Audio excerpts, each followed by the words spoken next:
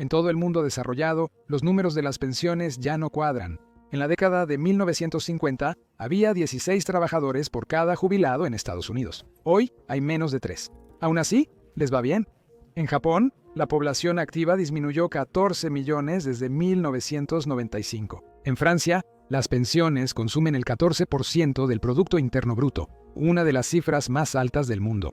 Estos sistemas se crearon cuando la gente tenía más hijos y menos años jubilada, pero ese mundo ya no existe. La esperanza de vida global creció 30 años, las tasas de natalidad cayeron y los números no cuadran. En 2050, 1 de cada 6 personas tendrá más de 65 años frente a 1 de cada 11 hoy. Las tasas de fertilidad han caído por debajo del nivel de reemplazo en casi todos los países desarrollados. Esto implica menos personas trabajando y menos contribuyentes para quienes ya están jubilados. Aún así, pocos gobiernos quieren abordar el problema, pues solucionarlo implica pedir a la gente trabajar más, pagar más o recibir menos, y ninguna de esas opciones gana elecciones. Esta situación entre la espada y la pared está desestabilizando varias de las principales economías globales, y solo por los números esto solo va a empeorar. Entonces, ¿es posible resolver el problema de las pensiones? ¿Qué pasa si no lo hacemos?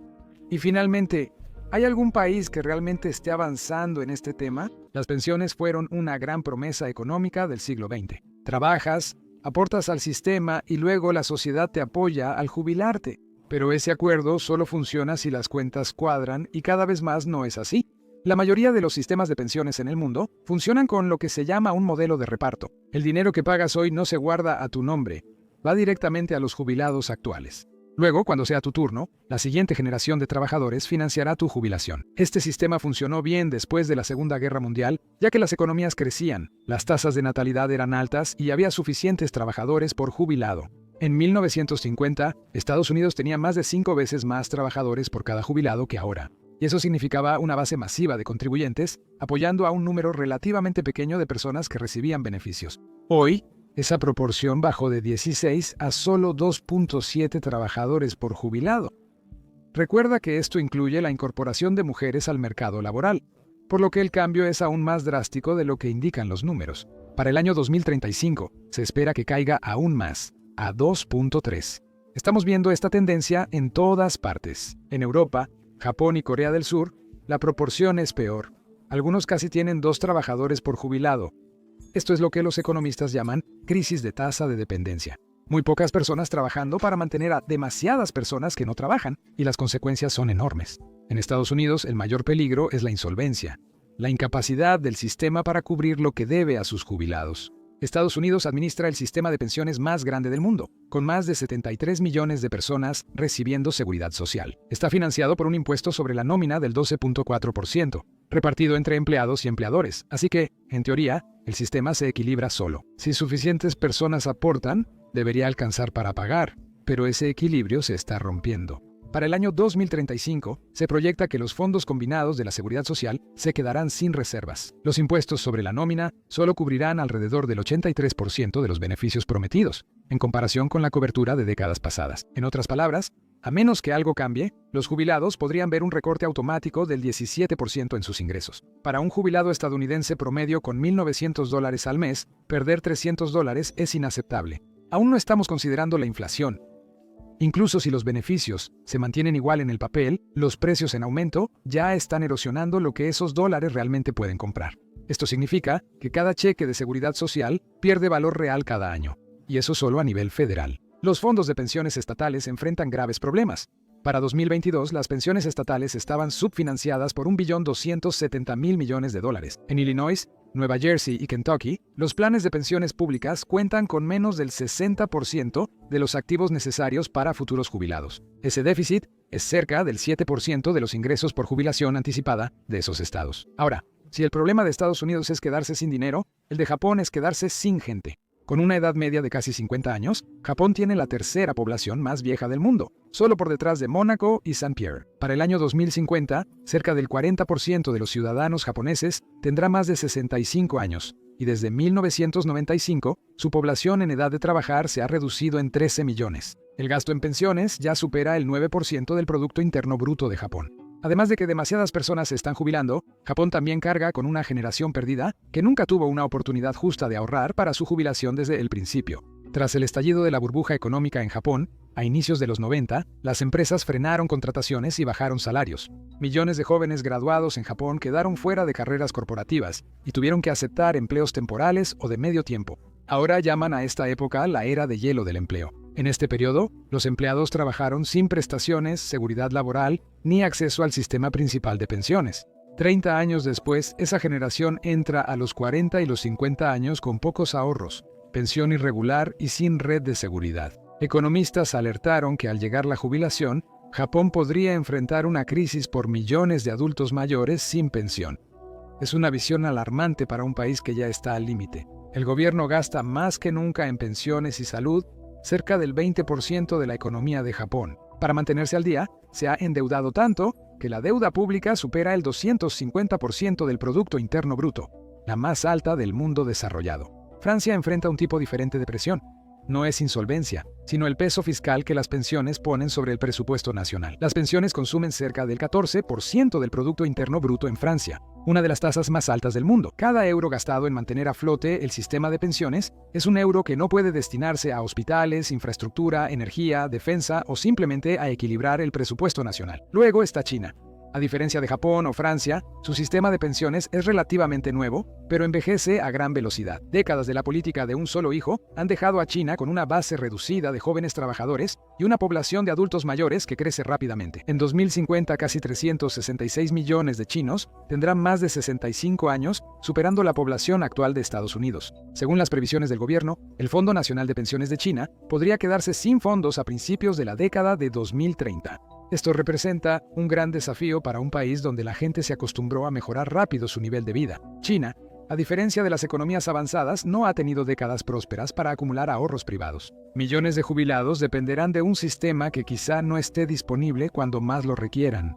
Sumando todo, el panorama global es desalentador. El Foro Económico Mundial estima que, para el año 2050, existirá una brecha de $400 billones entre lo que la gente necesita para su jubilación y lo que realmente se ha ahorrado para cubrirla. Eso es aproximadamente 4 veces el tamaño de toda la economía global actual. Entonces, si el problema con las pensiones es tan obvio, ¿qué están haciendo los gobiernos para solucionarlo? Bueno, por el momento, no mucho. Resolver problemas trae dolor inmediato y los políticos no reciben reconocimiento por soluciones a largo plazo. Por eso, hasta líderes que casi nunca coinciden comparten esta postura. Donald Trump lo dijo a principios de año. La seguridad social no se tocará, salvo en casos de fraude o algo similar. Se va a fortalecer. Biden hizo la misma promesa. Si alguien intenta recortar la seguridad social o Medicare o aumentar la edad de jubilación, yo lo detendré. Arreglar las pensiones implica que la gente trabaje más, pague más o reciba menos, y ninguna de esas opciones es popular en las elecciones. En las democracias, la mayoría de los líderes piensa en ciclos de 2 a 5 años. Los sistemas de pensiones son promesas a 100 años. La diferencia entre tiempo político y demográfico hace que todos pospongan el problema. Consideremos una solución simple: aumentar la edad de jubilación. Tiene sentido, la gente vive más, así que trabajar unos años más ayuda a equilibrar el sistema. Pero tomemos a Francia como ejemplo. Cuando el gobierno aumentó la edad de jubilación de 62 a 64 en 2023, millones de personas se manifestaron en las calles. La basura se acumuló en París, las huelgas paralizaron trenes y escuelas, y la aprobación de Macron se redujo drásticamente. Aunque Francia gasta más de su Producto Interno Bruto en pensiones que la mayoría de los otros países, los votantes vieron la reforma como una traición a un derecho ganado con esfuerzo. Aumentar la edad de jubilación es un reto, así que la otra opción es reducir los beneficios.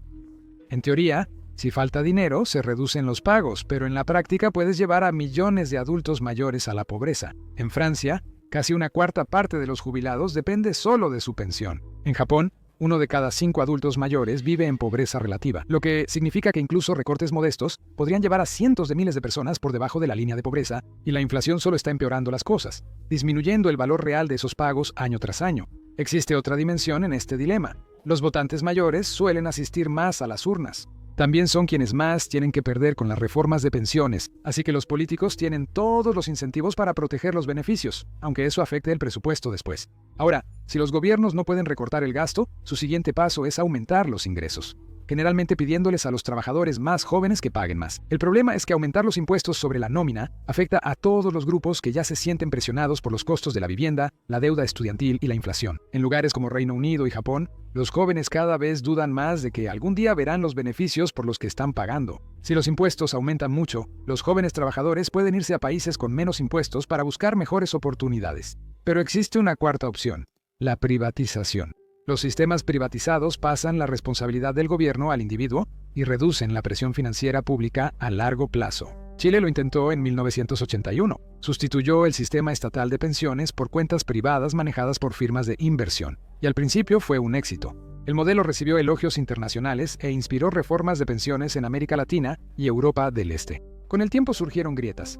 Muchos trabajadores no aportaban lo suficiente y las caídas del mercado bajaron los rendimientos. Las pensiones resultaron mucho menores a lo prometido, por lo que la gente en Chile protestó exigiendo una reforma. El gobierno chileno finalmente tuvo que intervenir y garantizar pagos mínimos, volviendo a socializar el sistema que antes había privatizado. Algunos países optaron por sistemas de jubilación autofinanciados que incentivan el ahorro con cuentas fiscales. Aquí en Australia, nuestro sistema de jubilación, conocido comúnmente como Super, es uno de los ejemplos más conocidos. Es esencialmente un plan obligatorio de ahorro para el retiro integrado en el lugar de trabajo. Los empleadores deben aportar un porcentaje del salario del empleado a una cuenta personal accesible al jubilarse. Los empleados también pueden aumentarlo con aportaciones voluntarias, y ambos reciben un trato fiscal favorable para fomentar el ahorro. Con el tiempo, esas contribuciones se invierten en acciones, bonos y bienes raíces, convirtiéndose en un fondo considerable que complementa o incluso reemplaza por completo las pensiones gubernamentales. Este sistema ha operado por más de 30 años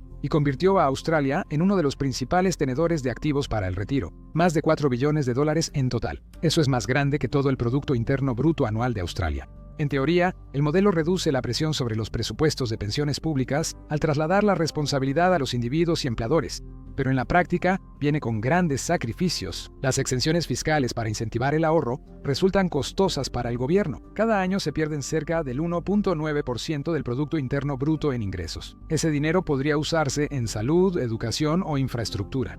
Aunque la jubilación reduce la carga de pensiones, también disminuye los recursos que los gobiernos usan para financiar otros gastos. Tampoco es perfecto en cuanto a igualdad. Los australianos más ricos se benefician más porque pueden aportar y aprovechar mejor las exenciones fiscales. Los trabajadores de bajos ingresos, que se benefician menos de impuestos bajos, siguen dependiendo del sistema de pensiones públicas que la política buscaba apoyar. Así que sí, funciona, pero principalmente para quienes ya les va bien. Al final, todas las opciones llevan a la misma paradoja política. Todos coinciden en que la reforma de pensiones es necesaria, pero nadie quiere implementarla. Mientras más tarden los gobiernos en actuar, más drásticas serán las soluciones. Entonces, ¿alguien realmente está haciendo algo al respecto? Algunos países sí lo están haciendo. En Dinamarca, la jubilación depende de la esperanza de vida, no de una edad fija. A medida que la gente vive más tiempo, la edad para calificar para los beneficios aumenta automáticamente. No hay grandes discusiones nacionales cada pocos años ni reformas, solo un ajuste predecible que mantiene todo en equilibrio. Cuando se anunció la norma en 2006, la edad oficial de jubilación era de 65 años. Para el año 2030, aumentará a 68 y posiblemente a 70 a principios de la década de 2040 si la esperanza de vida sigue aumentando. Esto da décadas para planear y mantiene el sistema solvente sin que nadie se sienta tomado por sorpresa. Alemania y los Países Bajos han seguido caminos similares. Ambos países relacionaron la edad de jubilación con la demografía, estableciendo que si vivimos más, trabajamos más tiempo. En Alemania, la edad de jubilación actualmente es de 66 años y llegará a 67 para 2031. En los Países Bajos es de 67 años y se ajustará automáticamente según la esperanza de vida. Suecia es vista por muchos economistas como el modelo para reformar pensiones sin caos político. A inicios de los 90, el modelo de reparto de Suecia colapsó por presiones demográficas similares a las actuales. Los legisladores se dieron cuenta de que tenían dos opciones: esperar a que el sistema colapsara o reconstruirlo por completo. Eligieron la segunda opción. En lugar de prometer beneficios fijos para siempre, Suecia cambió a lo que se llama un esquema de aportaciones definidas nocionales. Funciona así. Los beneficios dependen de lo que cada trabajador pagó durante su vida, y los pagos se ajustan automáticamente si la economía baja o la gente vive más, por lo que el sistema se corrige solo con el tiempo. Cuando la crisis financiera global de 2008 ocurrió, los beneficios bajaron un 4%. No es lo ideal, pero el sistema se mantuvo solvente, y como las reglas eran transparentes, no hubo disturbios, ni protestas, ni pánico. Otros países están experimentando con soluciones más específicas. Una opción es quitar o reducir pensiones a jubilados más ricos mediante comprobación de recursos. Es polémico, claro, porque desafía la idea de que todos reciben de vuelta lo que aportaron. Con presupuestos limitados, es lógico priorizar el apoyo a quienes más lo necesitan.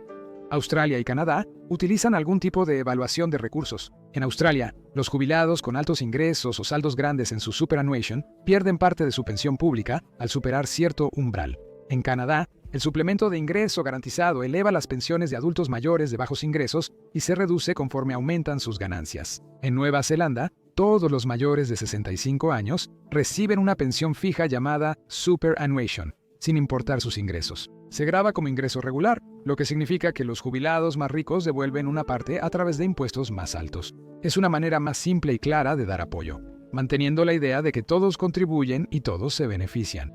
Así que, sí, no hay respuestas fáciles, pero sí hay algunas lecciones. Países como Suecia y Dinamarca muestran que ajustes graduales y automáticos son menos dolorosos que crisis repentinas. La gente necesita confiar en que el sistema lo respaldará y que las reglas no cambiarán de repente, que su aporte será significativo en el futuro, y las reformas que sean transparentes, predecibles y justas pueden contribuir a generar esa confianza. Si la economía nos enseña algo, es que mientras más tiempo ignores un problema predecible, más catastrófico se vuelve cuando finalmente llega. Si las pensiones son bombas de tiempo y los gobiernos no logran acordar cómo desactivarlas, quizá debamos considerar algo más radical. De hecho, ya hablamos de una idea así. Un plan del multimillonario administrador de fondos de cobertura Bill Ackman para darle a cada recién nacido $1,000 para asegurar su jubilación antes de que siquiera empiecen a trabajar.